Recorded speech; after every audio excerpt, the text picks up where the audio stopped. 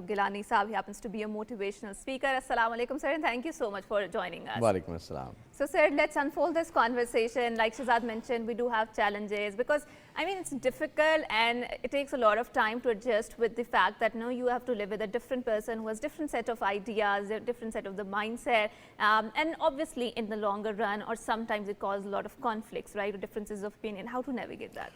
So, thank you very much. Thank you, sir. So, I think there was a longest ever research has been carried out in this domain, and people found out that the people who actually have enjoyed a longer lifespan or lived a happy and healthy life were only those who maintained the happy relationships. Okay. So, this is so important, and this is the biggest challenge of life today as well. So, it's a good thing to understand what goes right or wrong. Right. I think there are many few people who think that there are very few relationships we think are actually a good one, and a lot others are not going through a good, pleasant life. So, what are the challenges? The challenges are actually when you get in closer to each other, into intimacy or something. So, there is a big challenge of communication breakdown. Okay. So, what happens is that people, instead of talking about ideas or talking about matters, they just get very quickly too personal to each other. And jump on to conclusions too. And there is something reference, exactly. There is some reference which is actually continued throughout the discussion. Tab tumne ye kiya tha, Exactly. tab. And this is a distraction. So, Yep. I would say communication actually is distracted or has been broken down. And the second thing is, and which is very important, and I think most of the time it's not real, and few times it can be real, and that is trust deficit. Okay. We get very quickly into trust deficit whenever we get into relationship. I mean, you think about people who are actually getting closer to each other, are trying to get into a relationship, they trust more than the ones normal already people. in a It starts relationship. with the trust.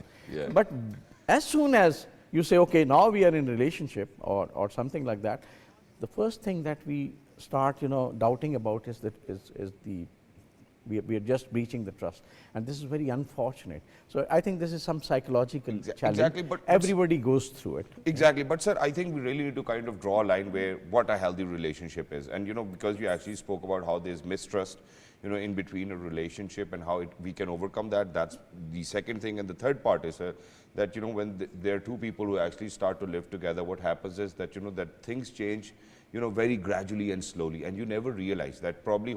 ये भी हो सकता है, when I'm sitting down with my spouse or anyone, that I'm just trying to offload whatever baggage I have, and the other might think that hey, what, he's trying to accuse me or say stuff to me, but rather I just wanted an ear, who could actually listen to me. So how do you think that people really need to be smart on thinking or jotting it down that hey, what, I'm just here to say what I feel like, and I do not really want your reaction, because that's where the problem starts.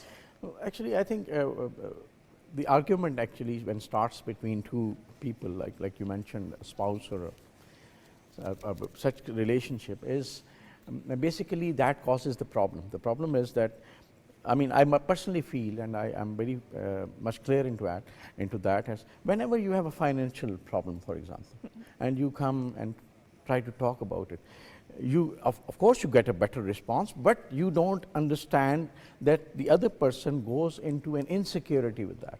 Okay. And instead of supporting you on it, so you will feel that it creates a panic in at home or between the relationship. It's a very, very common thing, and we don't understand. So sometimes the person who is taking the responsibility is male or female, whoever is going outside and trying to earn for the family, wants to share lots of things while going home, and they do it in the beginning, but later on they realize, no, it's not very easy, because the other person actually, instead of understanding it or digesting it, they get insecure, and then it, causes a problem. They say how the things will actually go on.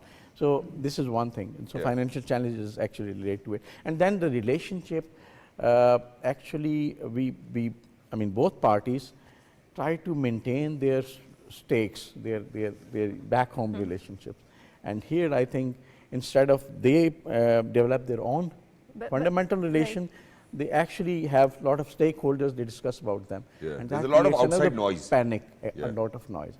So, But sir, I think one of the important things that we need to discuss, and especially the South Asian context, because we have a very dense familial ties here, right? And we are living in a very communitarian society. It's not an individualistic society, although we are moving towards a nuclear society. But I mean, boundary setting is a very core to having a good and a healthy relationship, right?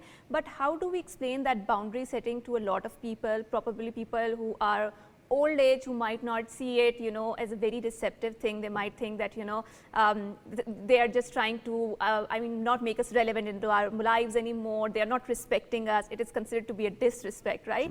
And also the thing about is that Islam has given us, you know, the right of the privacy, right? So a lot of times, you know, and we see this anecdote from Holy Prophet Hazrat Muhammad sallallahu alaihi wasallam, that he went to Medina, and when he built separate hujras for his wives, right? But at the same time in the Quran, Allah Ta'ala also says that, you know, never say uff to your parents when they are in their frail old age, right? How do we balance this thing in it's a very, you know, tight thread to walk on, right? How do you do that? Yeah. and this is, I think, the biggest challenge we have today. The thing is, look, what we need to understand, a person who's getting older actually is already announced as very respectable by Allah. So the person who is, you know, like older. What if that person is problematic? Not only your own parents, but Yeah. anybody you Absolutely. see who's older is respectable. True. Second important thing is that they have a lot of experience. You know what is experience? Experience and wisdom. Wisdom is actually what you actually gain out of your experiences, you know, and knowledge is something that you learn. So there is no shortcut to experience. So the thing, if we think Right. that our elders are not wise enough, this is a big mistake. Okay. We do not understand it. So that is a communication gap, unfortunately. So there's a big benefit of having elders beside us, so they can actually guide us through. They can even help us when we are going through problems like bringing up our kids, you know, facing a lot of difficulty at work And and I've so got a on. very interesting story, sir, over here at this point of time to share for people who are out there. Because I think where you, Hajra mentioned, that we're moving towards a nuclear family system. I think in majority cases, what we have seen is that it is probably because of the fact that, you know, that people other than the ones who are actually in a relationship cannot maintain that boundary, or you know over and over again people have to say that, and it's a debacle and an argument. Now imagine that when I got married, I think it was 13-14 years, yeah, almost 14 years ago, alhamdulillah. So one fine day, you know, a week passed by and I was just throwing my clothes downstairs to my mom. Hey, you know what, I need washing, right? And then, you know, after a week's time, my mom was like, you know what, now you have a wife, you have your own place, and, you know, I think that your wife needs to sort it out. And I was like, great. But then I was like, okay, why would my mother say that? Because, you know, I was only, what, 22 or 23 years old. So imagine my father was so smart. What he did was that he went to an electronics shop, bought a new machine, brought it home, installed it, and was like, hey, you know what, this is an automatic machine. Make sure that you put your clothes in it and, you know, get it washed. And from Rola hi there, ho gaya. yeah, I think for people to understand that they really need to be reasonable and wise with all of these challenges, because otherwise, you know, if it would have been any other household, it would have been very different. And I've seen it in my case as well. So I've seen how my father would do it for my grandfather or grandparents as well. But I think that's where, you know, it hurts the most. Now imagine that when, you know, our parents are actually reaching towards an age where they're weaker, frail, and for you to kind of convince them on something is something really difficult or challenging. I think, don't you think that it's your spouse's responsibility to understand rather than putting your spouse in a difficult situation? You're absolutely right. I mean, just mentioning this nuclear setup, but Yep. we would love to go, and I think there's a lot of challenge there. Usually I say that when husband and wife, they fight, chudane wala koi nahi hota. I mean, you know, you need someone, the elder is there to make sure that you go What apart if that elder is the source of the fight? exactly. Then how do we deal with that?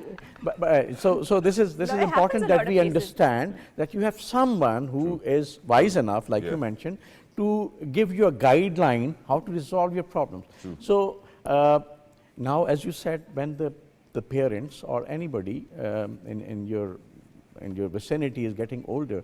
So you have the responsibility towards them, right? True. Today, And major responsibility towards them. exactly, and I was reading somewhere that, for example, in one of our major cities, there were only 2 old houses 50 years ago. Now there are more than 50. Yeah. And what happens? Old house concept was to help elders because they go through different health challenges, they need to be taken care of, they get isolated, so people sit together and talk. But here in our country, unfortunately, I've seen cases where the kids, they just Yeah. throw their parents away, and Yep. they even do not visit them for Of course, years. this is absolutely wrong, and I think we should be very receptive and appreciative of our parents' existence. But at the same time, I think it's very difficult to balance between relationship between your spouse and your parents, right? And I think through open communication we can do that more and more. But open communication is something that is preached a lot, but it is hardly practiced, and that is why we find that there's so many problems, right?